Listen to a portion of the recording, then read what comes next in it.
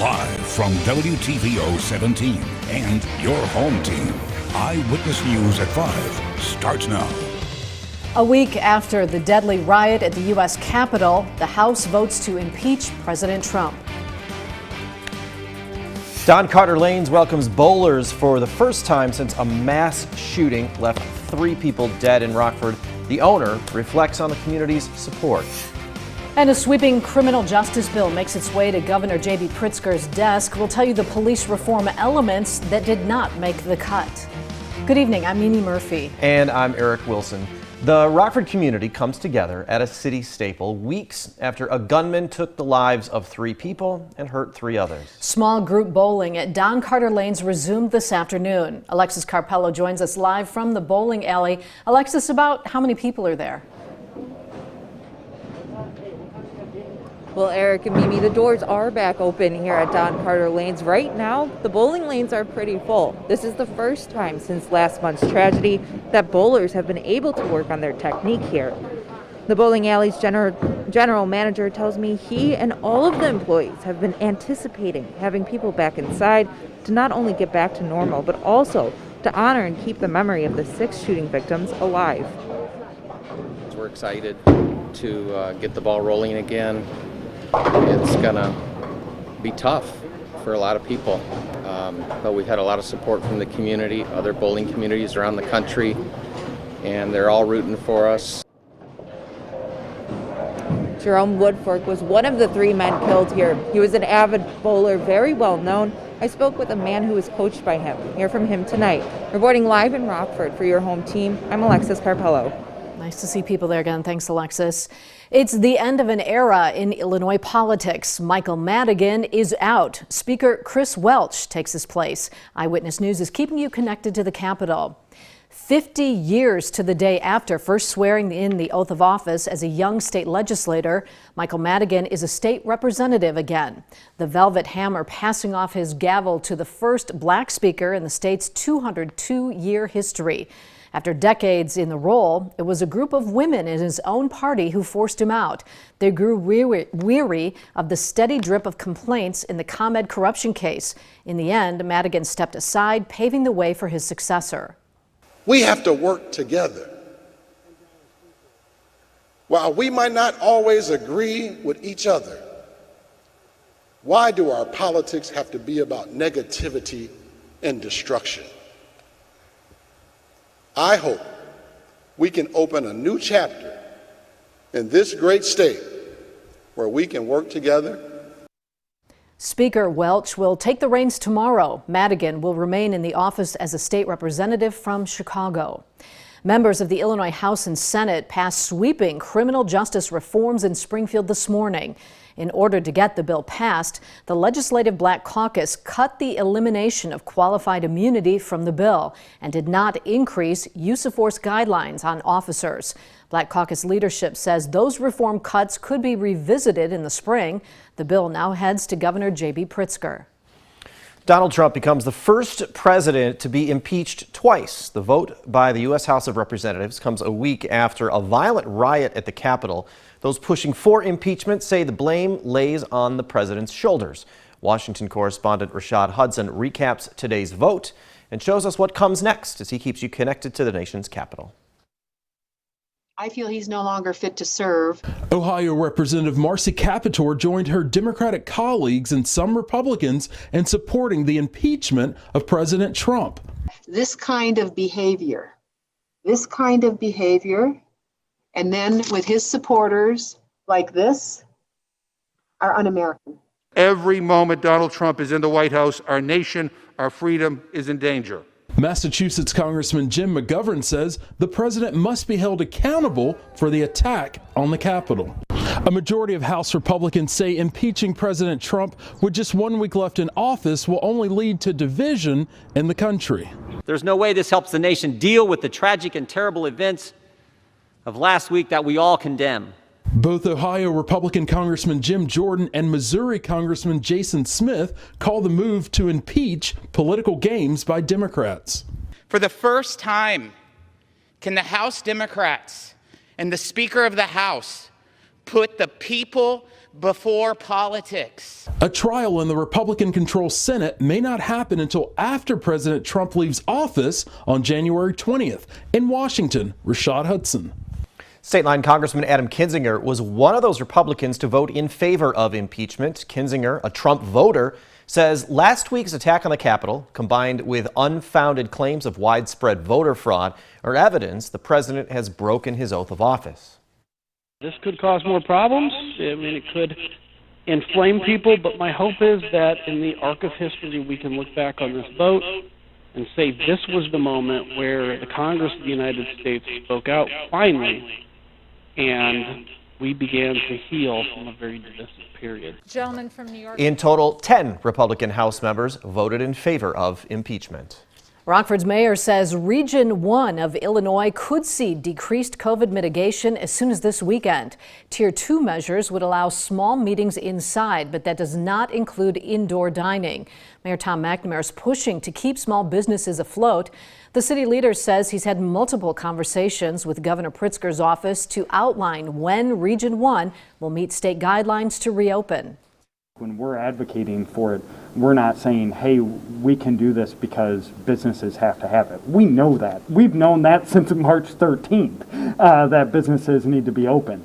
But the hard part in our positions, and again, if I'm misspeaking, let me know, is we know our businesses need it, but we also know we have a greater responsibility for the health and welfare of our citizens. And so Winnebago County health officials say over 32,000 residents have registered to receive a vaccination online.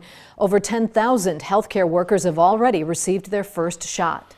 The new UK COVID strain shows up in Wisconsin. Scientists located the variant through surveillance and genome sequencing.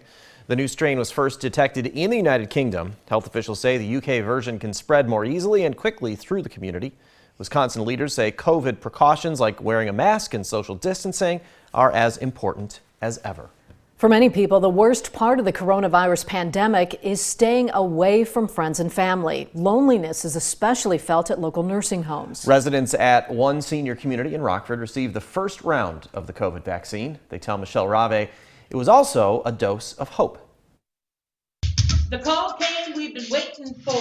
Time to get rid of COVID, speak of it no more. It's what many residents and staff at Bickford Senior Living have been waiting for, Vaccination Day. Okay, that's all there is. Well, that didn't hardly hurt at all. Ginny Borth had no hesitations when it came to getting the shot. I got it because I wanted to be safe rather than sorry. And, you know, anything is better than being confined into home. This is the first step for many in the hopes of seeing their families in person once again. I have 5 grandchildren and I miss them very much.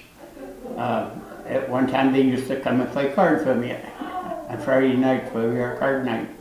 COVID-19 has taken the lives of many older people, so Bickford wanted to show the importance of getting the vaccine with an amusing video. A way to kind of talk about COVID without sadness. I mean, everywhere that you go, in the news, and even here, when you talk about COVID, people are sad about it.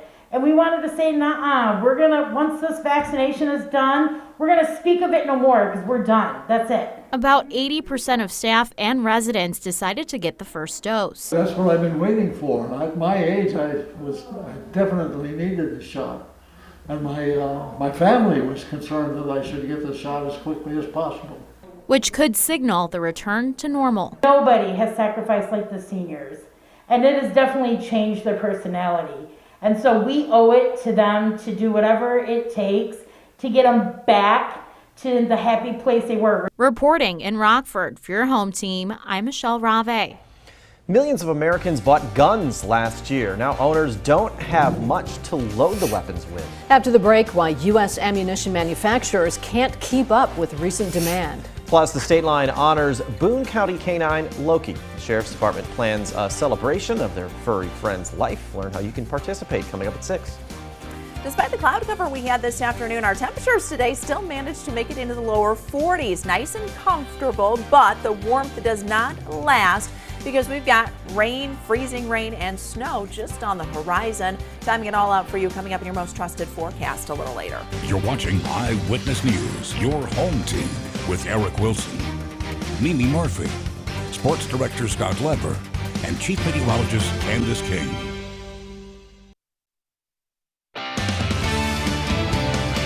Over the last 2 decades, gun sales have been climbing in the United States. Illinois is no exception. According to FBI numbers, more than 7 million gun background checks were run in the land of Lincoln in 2020. That's the most of any state in the nation. Ari Bruckman has more on the shortage those potential sales have created. Looking for let's do this short one, dude. According to 24/7 Wall Street, gun ownership rose 40% in 2020. Adding millions of new gun owners across the U.S. As a result, gun shops are experiencing a shortage of ammunition. Chris Endries owns CTR Firearms in Janesville. He says mines are not producing lead fast enough to keep up with the increased demand of his customers. The gun sales that have been since March that have been put forward, we've literally doubled the amount of guns that are in the United States. So if you thought we had a lot before, we now have twice that. And the people aren't happy. They're very unhappy. Coming up at 6, hear from a customer who explains why finding ammunition now is about getting lucky. In Janesville, for your home team, I'm Ari Bruckman.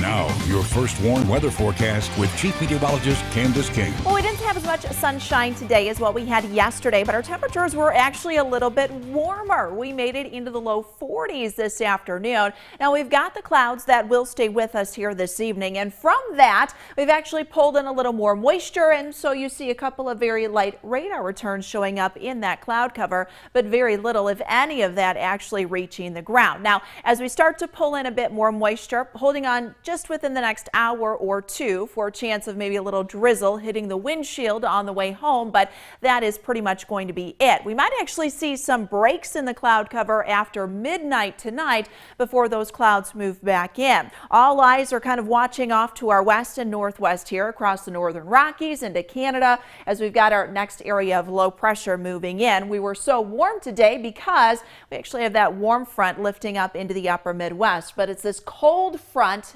off to our west that'll move through during the day tomorrow, and that gives us that chance for a little more wintry weather starting tomorrow morning for some, but then lasting into the afternoon and evening. Now, a winter weather advisory will go into effect tomorrow morning for Stevenson, Joe Davies, and Carroll counties, and you can see that extending further back up to our northwest. Again, that's tomorrow morning lasting through about 6 o'clock tomorrow evening. Now, there's a higher potential for a little more of a mixed precipitation west and northwest of Rockford because temperatures across northwest Illinois might not be able to make it much above freezing or much above that 32-degree mark. So even though Futurecast by 8 o'clock tomorrow morning is showing a lot of this off to the west of us, there is the chance that we could see that mix here coming in as early as about 7 or 8 across portions of northwest Illinois. So west of a line from Highway 26 there, from Monroe to Freeport and then down to Foreston. And again, with that temperature holding right around freezing, we could see some freezing rain mixing in with some of the rain showers, light rain at that, and even some snow moving in. But through mid to late morning, we've got a better chance for kind of this mix to work in. But you see as that colder air comes in behind that front, we will likely get a quick changeover to snow. Could happen as early as the noon hour for a lot of us tomorrow. That means we've got that snow potential that'll stay there through the afternoon and then through the evening. It will lighten up during the overnight, but we'll still keep with a couple of snow showers going into early Friday. Low pressure pretty much sits right over us during the day on Friday, so that'll keep a few scattered snow showers kind of on and off during the day and then through the evening. Now, this isn't a major winter storm, but enough to cause some impacts for some. It'll be early tomorrow with the commute, most likely though for the afternoon and evening commute, about 1 to 3 inches of snow for us. I think 3 inches would be the top most, and most of that would come down as we head through Thursday evening. So here we go with the timing of this. You've got that wintry mix potential tomorrow morning, but by the afternoon and evening, it's all snow for us, and we'll we'll see those scattered snow showers head into Friday as well. Clouds are with us here this evening. Temperatures right now sit at 34 in Freeport, 37 in Rockford, 38. Our weather watcher Bob here on the southeast side of Rockford is checking in with this evening. Down to 28 tonight. It'll stay fairly mild tonight, and that'll get us into the 30s early on, but our temperatures will gradually fall as we start to see that cold air begin to work in as we head towards Thursday night and Friday. Upper 20s Saturday, Sunday. Guys, I will say it looks like we might get into a little more of an active weather pattern towards the end of this month, so if you are a snow lover, you might actually enjoy the next couple of weeks of January. Now, the Napleton Sports Desk with Sports Director Scott Leber. If it were up to most Chicago Bears fans, Matt Nagy and Ryan Pace would be looking for new jobs today, but that decision is made by team chairman George McCaskey and team CEO Ted Phillips. And those two men are still believers in Nagy and Pace. They spelled that out this morning after the organization confirmed that both Nagy and Pace will return for another year. Now, I want you to listen to this comment from Phillips. This is a people business, and when we step back and we've taken a look at what are the qualities of a successful manager, general manager, and a head coach, we feel that Ryan and Matt check off lots of those boxes. Have we gotten the quarterback situation completely right? No. Have we won enough games? No. Everything else is there. Everything else is there. Ted, wins and having a championship caliber quarterback are pretty much everything in the National Football League.